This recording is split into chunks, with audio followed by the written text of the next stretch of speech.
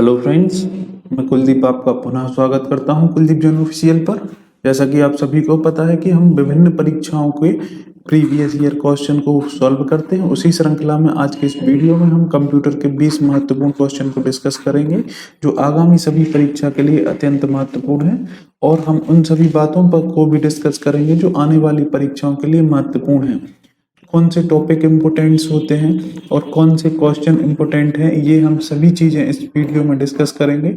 साथ ही मैं आपको बताना चाहता हूं कि हम बहुत ही जल्द 500 क्वेश्चन की सीरीज स्टार्ट करने वाले हैं। 500 क्वेश्चन जीके के, 500 क्वेश्चन मैथ्स के, 500 क्वेश्चन रीजनिंग के और 500 क्वेश्चन आपके कंप्यूटर से लेकर के और भी जो सब्जेक्ट हैं उनके 500 की सीरीज स्टार्ट करने वाले हैं, जिनमें हम 100 क्वेश्चन एक वीडियो में डिस्कस करेंगे। तो ये सीरीज आपकी बहुत ही जल्द लगभग मंडे से आने वाली है, जो नेक्स्ट मंडे आने वाला है उससे आने वाली है। तो अगर आप मेरे चैनल पर ये सारी चीज़ें देखना चाहते हैं तो आप चैनल से जुड़ सकते हैं। आइए इस वीडियो को स्टार्ट करते हैं। पहला क्वेश्चन है कि ईमेल एप्लीकेशन में संक्षिप्त अक्षर सीसी का पूर्ण रूप क्या है। ईमेल एप्लीकेशन में जो ईमेल ऐप होता है उसमें सीसी का जो फुल फॉर्म क्या होता है, तो इसका फुल फॉर्म होता है कार्बन कॉपी। क्या होता है? Carbon copy. सीसी का फुल फॉर्म होता है carbon copy. Next question, Khalistan एक इनपुट डिवाइस नहीं है। हम बार बार डिस्कस करते हैं कि कंप्यूटर 3 चीजों से मिलकर के बना होता है। पहला तो होता है इनपुट, ठीक है, और यहाँ पे होता है आपका सीपीयू, और फिर होता है आपका आउटपुट। ये सारी चीजें इसमें कंप्यूटर में होती हैं। इनपुट डिवाइस कौन कहलाती है? ऐसी डिवाइस, मतलब ऐसे सोर्स जिनके द्वारा हम सूचनाओं को या जानकारी को कंप्यूटर के अंदर भेजते हैं। सपोज आपका हो गया माउस, कीबोर्ड, ठीक है, माउस, कीबोर्ड, आपका माइक और भी चीजें जैसे लाइट पेन हो गया, आपका पेन टैब हो गया। ये सभी चीजें क्या है? आपका टच स्क्रीन हो गया, ये इनपुट डिवाइस हो गई। फिर ये जो सूचनाएं जब सीपीयू में जाती हैं तो सीपीयू के 3 भाग होते हैं। ये इंपॉर्टेंट चीज है, इसीलिए मैं इसको डिस्कस कर रहा हूँ। सीपीयू के 3 भाग कौन से होते हैं? एक तो कंट्रोल यूनिट होता है, एक होता है मेमोरी यूनिट, और दूसरा होता है एएलयू। सीयू होता है आपका कंट्रोल यूनिट, है ना। फिर मेमोरी होता है, यह सूचनाओं को संग्रहित करता है।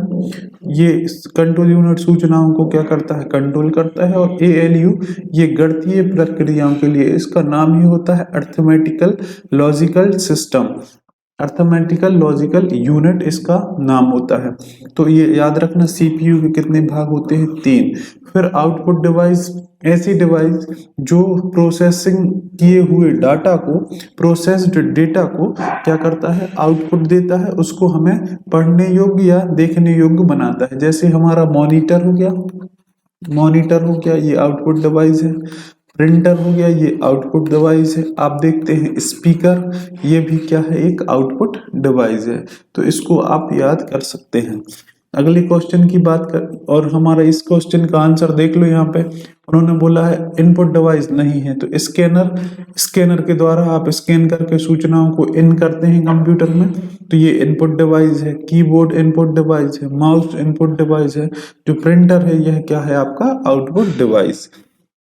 अगला क्वेश्चन है, गैंट चार्ट लिखा है ना। तो गैंट चार्ट को आसानी से बनाया जा सकता है। किसमें बनाया जा सकता है? एमएस एक्सेल में। एमएस एक्सेल 2007 में क्या बनाया जा सकता है? चार्ट बनाया जा सकता है। टेबल की बात हो रही है, तो टेबल किस में होती है? एक्सेल में। अगर वर्ड की बात होती तो वर्ड किस में बनाते हैं आप? एमएस वर्ड में। अगर आपसे स्लाइड्स की बात होती तो स्लाइड किस में बनाते हैं आप? एमएस पावर पॉइंट में। अगला क्वेश्चन है, एक एक्सेल डॉक्यूमेंट जो कि फाइलों के रूप में संग्रहित होता है क्या कहलाता है? तो एमएस एक्सेल से जो फाइल बनती है उसको बोला जाता है वर्कशीट। क्या बोला जाता है? वर्कशीट। एक्सेल में जो शीट बनती है, मतलब जो टेबल बनाई जाती है इस तरीके से, उसको क्या बोला जाता है? वर्कशीट बोला जाता है। अगर आपसे बोले कि एमएस वर्क बुक MS जो वर्क ऑफिस है, वर्ड है MS वर्ड में, उसमें जो फाइल बनती है उसको क्या बोलते हैं? तो आप इसको क्या कर सकते हैं, कमेंट बॉक्स में लिख के बता सकते हैं। अगला क्वेश्चन है MS वर्ड में एक वर्ड को अंडरलाइन करने के लिए कौन सी शॉर्टकट की का उपयोग होता है? हमने बहुत सारी शॉर्टकट की पढ़ी है, जैसे कंट्रोल C कॉपी के लिए करते हैं, कंट्रोल V पेस्ट के लिए करते हैं, कंट्रोल B किसी जो सिलेक्टेड डेटा है बोल्ड करने के लिए करते हैं, कंट्रोल Z का उपयोग करते हैं अंडू करने के लिए, कंट्रोल X का उपयोग करते हैं कट करने के लिए, है ना, और कंट्रोल यू का उपयोग करते हैं किसी जो वर्ड है उसके नीचे अंडरलाइन करने के लिए। मान लो ये वर्ड लिखा है तो उसके नीचे ऐसे अंडरलाइन करने के लिए कंट्रोल यू का उपयोग किया जाता है। कंट्रोल V का हम किसके लिए? पेस्ट करने के लिए करते हैं, X का कट करने के लिए करते हैं, इसको आप याद रख लीजिए। अगला क्वेश्चन है वह सॉफ्टवेयर जो यूजर को वेब पेज देखने की सुविधा देता है निम्न कहलाता है। ठीक है, यूजर को वेब पेज देखने की सुविधा देता है, क्या देता है? इंटरनेट ब्राउजर यूजर को वेब पेज देखने की सुविधा देता है। इसमें ऑप्शन है ऑपरेटिंग सिस्टम।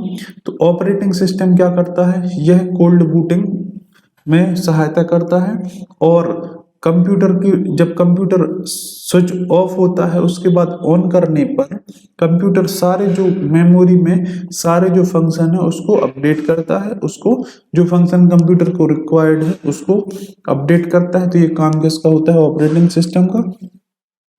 वेब ब्राउजर में जिसके द्वारा हम सर्चिंग या करते हैं उसको क्या बोलते हैं? वेबसाइट।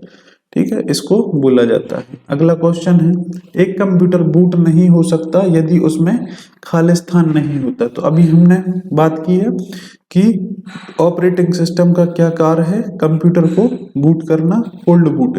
अच्छा, बूट दो प्रकार के होते हैं, कौन कौन से? बूटिंग दो प्रकार की होती है, एक तो होती है वार्म बूटिंग और एक होती है कोल्ड बूटिंग। जब कंप्यूटर स्विच ऑफ है, स्विच शट डाउन है, उसके बाद स्टार्ट करना क्या कहलाता है? आपका कोल्ड बूटिंग। इसमें क्या होता है? ऑपरेटिंग सिस्टम द्वारा सारे प्रोग्राम्स कंप्यूटर की मेन मेमोरी में लोड कर दिए जाते हैं, तो वह कहलाती है कोल्ड बूटिंग। वार्म बूटिंग क्या कहलाती है? जब हमने कोई सॉफ्टवेयर अपडेट किया, कोई अपडेशन किया, तो हमारा कंप्यूटर बोलता है कि रीस्टार्ट करो। तो कंप्यूटर को रीस्टार्ट करने पर जो प्रक्रिया होती है उसको बोला जाता है वार्म बूटिंग। क्या बोला जाता है? Warm booting. इस तरीके से बूटिंग दो प्रकार की होती है, कोल्ड बूटिंग और वार्म बूटिंग।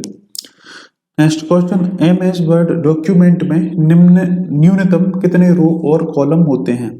तो MS वर्ड डॉक्यूमेंट में कितने रो और कितने कॉलम होते हैं? न्यूनतम एक रो और एक कॉलम, सबसे कम ये इसकी संख्या होती है। नेक्स्ट क्वेश्चन, MS वर्ड 2007 में किस मेनू का उपयोग कैरेक्टर साइज और टाइपफेस को बदलने के लिए किया जाता है? तो किस मेन्यू का उपयोग किया जाता है? होम मेन्यू में ये जो फंक्शन है इसमें दिए जाते हैं। अगला क्वेश्चन है खालिस्तान CPU का हिस्सा नहीं है। तो अभी हमने इसको डिस्कस किया है कि CPU के कितने भाग होते हैं। CPU के कितने भाग होते हैं? तो हमने देखा CPU के 3 भाग होते हैं। पहला होता है CU, इसको बोला जाता है कंट्रोल यूनिट। क्या बोला जाता है? Control unit. यह CPU में होने वाले सभी चीजों को कंट्रोल करता है। दूसरा होता है स्टोरेज डिवाइस, स्टोरेज यूनिट, है ना, स्टोरेज यूनिट या फिर मेमोरी। यह क्या करता है? सारी चीजों को इसमें स्टोर करके रखता है। फिर होता है इसमें ALU अर्थमेटिकल लॉजिकल यूनिट। ये इसका काम होता है गणितीय और लॉजिकल चीजों को मेंटेन करना, इसका कार्य इसमें होता है। तो इसको भी आप याद कर सकते हैं कि जो प्रोग्राम यूनिट है ये CPU का भाग नहीं है। अगला क्वेश्चन, उस एक डॉक्यूमेंट में प्रिंटिंग के लिए पेज रेंज को सिलेक्ट करने के लिए किस स्पेशल कैरेक्टर का उपयोग किया जाता है? तो पेज रेंज को सिलेक्ट करने के लिए हाइफन का उपयोग किया जाता है। किसका उपयोग किया जाता है? हाइफन का उपयोग इसमें कर सकते हैं। अगला क्वेश्चन, निम्नलिखित में से कौन सा एक नेटवर्क जैसे एक कार्यक्रम, फाइल, फोल्डर आदि पर आपके कंप्यूटर पर किसी आइटम को एक्सेस करने के लिए लिंक होता है? तो कौन सा होता है? यह होता है शॉर्टकट। क्या होता है? शॉर्टकट।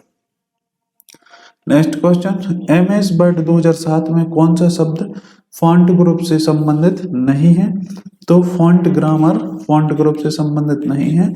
फॉन्ट श्रिंक फॉन्ट होता है, फॉन्ट साइज होता है, फॉन्ट कलर होता है, फॉन्ट ग्रामर इसके लिए नहीं होता। डॉट मैट्रिक्स किसका एक प्रकार है? तो यह प्रिंटिंग का प्रकार है। प्रिंटिंग होते हैं matrix printer, dot matrix printer, impact printer, ये सारी चीजें प्रिंटर के प्रकार है। नेक्स्ट क्वेश्चन, अनपेक्षित कमर्शियल ईमेल्स को इस नाम से जाना जाता है। ऐसे कमर्शियल मेल जो हमारे काम के नहीं है, जो कहीं बाहर से आए हुए हैं, और इनको बोला जाता है स्पैम। इनको स्पैम फाइल बोला जाता है क्योंकि ये हमारे अनपेक्षित होते हैं, ये हमारे लिए उपयोगी नहीं होते हैं। नेक्स्ट क्वेश्चन, MS वर्ड में आप निम्न के द्वारा एक पेज ब्रेक को फोर्स कर सकते हैं। पेज ब्रेक को फोर्स कर सकते हैं तो किसमें कर सकते हैं? अपने कर्सर को उचित स्थान पर रखकर Ctrl+Enter दबाने पर हमारा पेज क्या हो जाता है? ब्रेक हो जाता है। अगला क्वेश्चन, एक कंप्यूटर निम्न में से क्या परिणाम प्रदर्शित नहीं कर सकता? तो यह थिंकिंग नहीं कर सकता। आप जानते हैं कि कंप्यूटर सभी चीजें कर सकता है, लेकिन कंप्यूटर खुद से सोच नहीं सकता। तो कंप्यूटर थिंकिंग नहीं कर सकता, सोच नहीं सकता। इनपुट डिवाइस हमने देखा कौन कौन सी होती हैं? कीबोर्ड, माउस, लाइट पेन, आपका स्कैनर, माइक्रोफोन, है ना? ये सारी चीजें क्या हैं? आपके इनपुट डिवाइस है। Next question, high speed internet connection या वाइड बैंड ब्रॉडबैंड ट्रांसमिशन इस नाम से जाना जाता है। तो कौन? ब्रॉडबैंड नेटवर्क के नाम से ये जाना जाता है। ठीक है। अगला क्वेश्चन है कि MS एक्सेल में पेस्ट स्पेशल कमांड का उपयोग करते हुए निम्नलिखित में से क्या पेस्ट, ये पेस्ट लिखा है, क्या पेस्ट कर सकते हैं? Which of the following you can paste selectively using paste special commands in MS Excel? तो केवल वैलिडेशन, केवल फॉर्मेट, केवल फॉर्मूला, तो ये तीनों कर सकते हैं। तो इसका आंसर हो जाएगा उपरोक्त सभी। अगला क्वेश्चन है, MS एक्सेल में J6 एक अक्षरीय संयोजन का अर्थ निम्न होता है। तो यह क्या होता है? यह सेल एड्रेस होता है। जब भी आप एक्सेल में देखते हैं तो इस तरीके से जो आपके हॉरिजॉन्टल होते हैं, ये क्या होते हैं? आपके कॉलम होते हैं, है ना? ये कॉलम होते हैं, इनका नाम होता है ABCD। ये कॉलम A हो गया, कॉलम B हो गया, कॉलम C हो गया। और इस तरीके से जो आपकी लाइन होती हैं ये कहलाती हैं आपकी 1 2 3 4, ये कहलाती हैं आपकी रो। क्या कहलाती हैं? रो। तो यह कौन सी रो है? सेकंड। अगर इस सेल का एड्रेस बताना है आपको तो इस सेल का एड्रेस क्या हो जाएगा? C2। कौन सा कॉलम? C। कौन सी रो? 2। इस सेल का एड्रेस क्या हो जाएगा? D3। क्या हो जाएगा? D3। इस सेल का एड्रेस क्या हो जाएगा? A3। तो इस तरीके से जो ये है J6, यह क्या है? एक सेल एड्रेस है। आई होप जो 20 क्वेश्चन आज की वीडियो में हमने डिस्कस किए हैं ये आपको अच्छे लगे होंगे। अगर क्वेश्चन ठीक लगे हों तो वीडियो को लाइक और शेयर जरूर कीजिएगा। इसी तरीके की और वीडियो पाने के लिए चैनल को सब्सक्राइब कर सकते हैं। जैसा कि हमने आपको बताया कि हमारी बहुत ही जल्द 5000 क्वेश्चन की सीरीज स्टार्ट हो रही है। ये जीके और जीएस से संबंधित होंगे, मैथ्स रीजनिंग के भी हो सकते हैं, कंप्यूटर के भी होंगे। तो इन सभी चीज़ों को देखने के लिए मेरे चैनल से जुड़ सकते हैं, चैनल को लाइक कर सकते हैं और चैनल को सब्सक्राइब भी कर सकते हैं। तो आपसे जल्द ही मिलते हैं इसी तरीके की नेक्स्ट वीडियो में। तब तक के लिए धन्यवाद।